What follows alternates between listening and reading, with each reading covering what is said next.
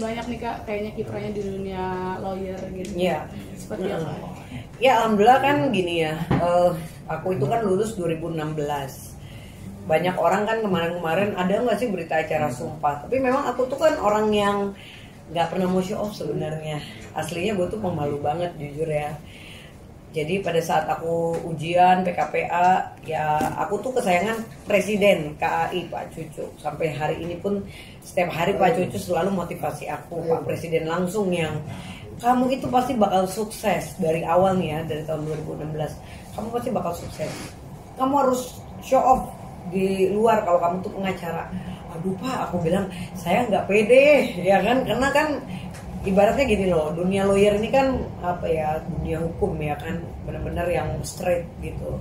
Sementara kan aku tipe orang yang suka bercanda, suka humor gitu kan, sebenarnya pemalu gitu. Tapi karena aku mungkin punya attitude yang baik, sehingga aku tuh selalu menghormati seluruh senior aku. Jadi itulah yang membuat aku akhirnya maju. Alhamdulillah sampai hari ini aku juga diminta Pak Presiden untuk menjadi pengurus Kongres Advokat Indonesia untuk DKI Jakarta. Nanti juga akan ada rakernas di Bali tanggal 30 Mei, itu juga besar-besaran. Ya alhamdulillah sekarang kiprah aku diangkat jadi ketua Srikandi Laskar Merah Putih. Terus sekarang juga aku juga kan memang sudah berjalan ya law firm aku, Kumala Lubis and Partners. Aku juga dibantu partner aku, senior aku Bang Denny Lubis, karena kita kalau namanya menjadi pengacara nggak bisa sendiri ya kan, jadi kita harus menggandeng partner. Nah enaknya nih kalau dunia pengacara kita bisa bekerja sama lawyer rekan-rekan yang lain dalam menangani kasus. Nah kemarin mungkin heboh ya kan, viral tiba-tiba BRB membela ya kan kasus pencabulan. Sebenarnya jujur aja, aku membela itu bukan berarti aku setuju. Sekali lagi aku selalu bilang, karena itu heboh banget, aku sampai dihujat. Justru aku tuh pengen tahu backgroundnya kenapa sih orang ini bisa melakukan pencabulan, dan itu kan akhirnya viral gitu.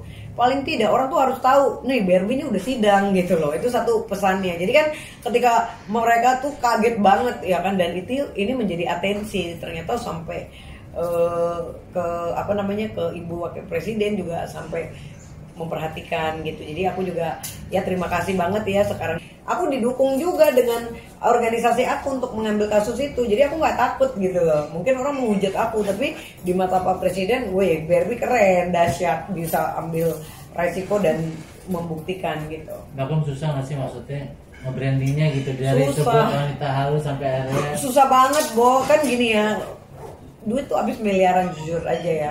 Aku bukan artis yang pelit atau artis yang menye-menye yang setiap aku undang-undang media tuh masa bodoh misalnya. Aku tuh enggak, aku tuh artis yang paling deket sama rekan-rekan media, karena aku orangnya tuh tipenya menghargai ya kan, dekat semuanya, dan aku selalu cerita jujur.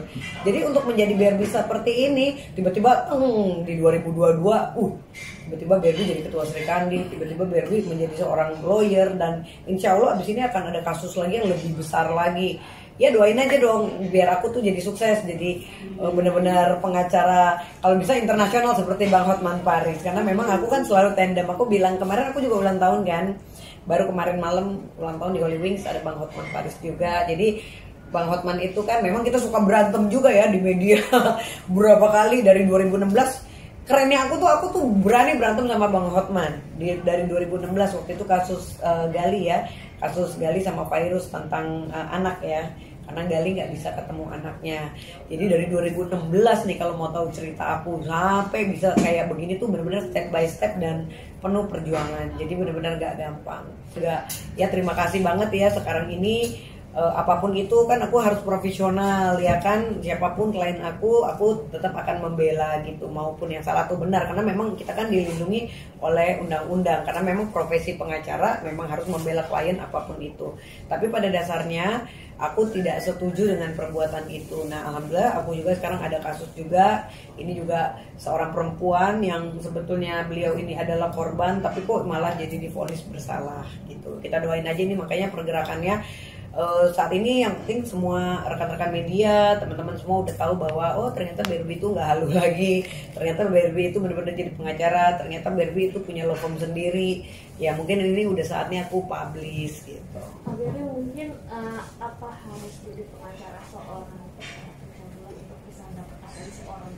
Sebenarnya enggak juga, karena kasus kan banyak.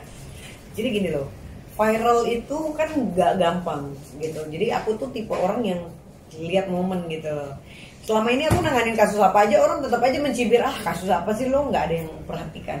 Giliran yang pencabulan baru pecah. Nah, pecahnya itulah yang kita harus ambil. Nah, itu loh paling tidak, oh orang tahu nih Barbie udah pengacara gitu loh. Tapi yang sekali lagi, aku tetap profesional ketika seorang Barbie menjadi kuasa hukum, ya aku tetap harus membela klien. Tapi ketika aku menjadi Barbie, ya aku tetap berbicara dengan santai, bercanda gitu. Jadi ya inilah dua dunia yang berbeda yang nggak semua orang bisa, ya kan, apalagi aku seorang perempuan. Makanya selalu Pak Presiden KAI, kamu bakal sukses, kamu bakal hebat. Aku selalu dimotivasi sampai dengan hari ini. Jadi ya alhamdulillah berkat rekan-rekan media, teman-teman partner-partner aku juga, senior-senior aku yang aku sangat hargain. Alhamdulillah sekarang sedikit banyaknya orang udah mulai tahu kiprah aku. Doain aja mudah-mudahan aku bisa seperti Bunda Elsa Sharif, karena aku juga sekarang wakil sekjennya dari Bunda Elsa Sharif untuk Perkumpulan Advokat Indonesia. Bicara salah satu perempuan, kenapa tidak akhirnya memilih jadi lawyer pihak korban ketimbang dari si pelaku ini? Karena kontroversi itu penting sih kalau menurut aku ya. Iya, aku suka yang kontroversi. Karena apa? Memang kan gini, orang tuh terkenal karena kontroversi. Kalau aku nggak nanganin itu, mungkin orang juga siapa sih Barbie, nggak menarik gitu loh. Jadi itulah sisi uniknya aku yang orang tuh nggak bisa. Orang tuh kalau mau kayak Barbie susah, brandingnya gue tuh susah banget. Satu, branding berlian, kita dibilang berlian palsu. Kedua, bilang advokat, dibilang advokat palsu. Terus apa lagi, dibilang mukanya muka palsu, mukanya plastik, ya kan.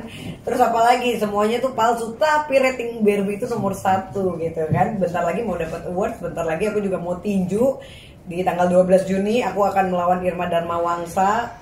Jadi akan pertandingan tinju selebriti, dan itu akan pecah banget. Jadi aku tuh akan membuktikan hal-hal yang nggak mungkin tuh, tapi di Barbie tuh mungkin gitu loh. Itulah uniknya. Makanya kayak aku kan, orang bilang Ratu Halu tuh malu. Enggak, Ratu Halu the one and only. Itu legend banget. Kenapa Boy William tuh sampai hari ini terus Barbie terus selalu.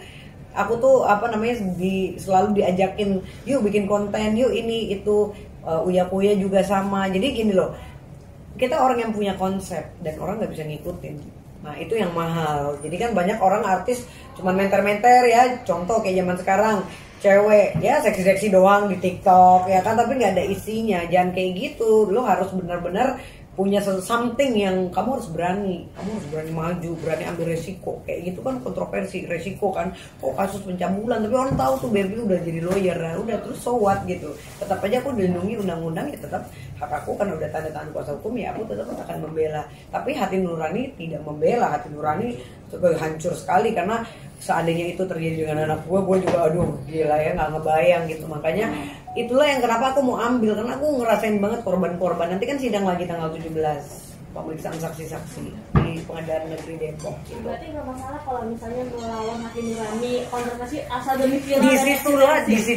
Disitulah uniknya, disitulah kita akan mengambil tema ceritanya gitu. Kalau nggak gitu nggak ada cerita kan, bener gak sih? Kalau nggak gitu kan, kalau misalnya aku cuma sidang doang, membela doang, misalnya membela orang yang membela korban, ya nggak menarik gitu loh. Tapi ketika kontroversi, orang tuh pasti penasaran nih si Barbie ngapain lagi, ini apa lagi. Itulah yang resiko itu yang semua orang tidak akan berani ambil kalau nggak punya nyali. Nah itulah seorang Barbie yang benar-benar ini loh branding gue, dan ini loh resiko yang gue tempuh gitu ya. Alhamdulillah. Aku juga kemarin kan koordinasi juga sama Pak Presiden, Pak aku ngambil kasus ini ya kan, kira-kira gimana, mantap gitu. Jadi